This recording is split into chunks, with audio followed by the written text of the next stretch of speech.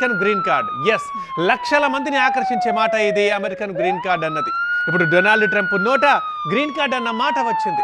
Green card ఇచ్చేస్తా అంటున్నారు Trump. అయితే అది అందరికీ కాదు, డబ్బులున్న వారికి మాత్రమే. ఎస్, అమెరికాలో పెట్టుబడులు పెట్టే వారికి మాత్రమే. కానీ మళ్ళీ ఇక్కడ తిరకాసు ఉంది. గ్రీన్ కార్డ్ కావాలంటే మరో కార్డు తీసుకోవాలని అంటున్నారు. ఆ కార్డు పేరే గోల్డ్ కార్డ్. మరి ట్రంప్ చెబుతున్న ఈ నయా పాలసీ ఏంటో ఇప్పుడు మనం ఈ బ్రేకింగ్స్ లో చూస్తున్నాం. అమెరికాలో పెట్టుబడిదారుల కోసం ట్రంప్ కొత్త విధానాన్ని తీసుకొచ్చారు. $5 మిలియన్ చెల్లిస్తే గోల్డ్ కార్డ్ ఇస్తామంటున్నారు. $5 మిలియన్ అంటే మన కరెన్సీలో ప్రకారం 43.5 కోట్ల రూపాయలన్నమాట. గోల్డ్ కార్డు కొంటే పెట్టుబడిదారులకు అమెరికా పౌరసత్వం, నివాసం కల్పిస్తామని ట్రంప్ భరోసా కూడా కల్పిస్తున్నారు. వాస్తవానికి అమెరికాలో పెట్టుబడులు పెట్టే వారిని ప్రోత్సహించడానికి 1990లో EB-5 విధానాన్ని తీసుకొచ్చారు.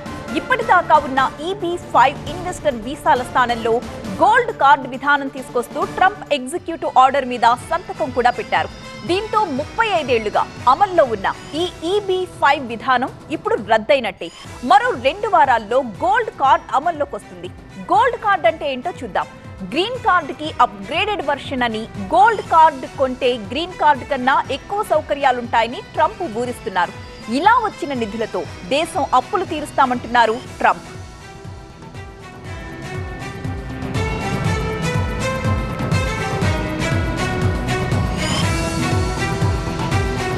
ఇప్పటిదాకా అమెరికాలో పెట్టుబడిదారులను ఆకర్షించడానికి EB-5 వీసా విధానాన్ని గతంలో తీసుకొచ్చారు. దీని ప్రకారం అమెరికాలో బిజినెస్ ప్రారంభించి కనీసం 10 ఉద్యోగాలు ఇచ్చిన వారు $1 మిలియన్ చెల్లిస్తే చాలు, వారికి అక్కడ పౌరసత్వం వచ్చేస్తుంది. EB-5 విధానంలో చాలా అవకతవకలు జరిగాయంటున్నారు ట్రంప్. అందుకే ఈ కొత్త విధానం తీసుకొస్తున్నట్లుగా వివరిస్తున్నారు ఆయన.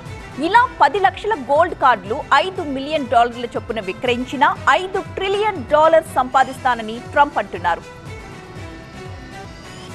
అమెరికాలో ట్రంప్ వచ్చిన ఆంక్షలు విధిస్తున్న గ్రీన్ కార్డుకి ఇప్పటికీ డిమాండ్ ఏమాత్రం తగ్గలేదు.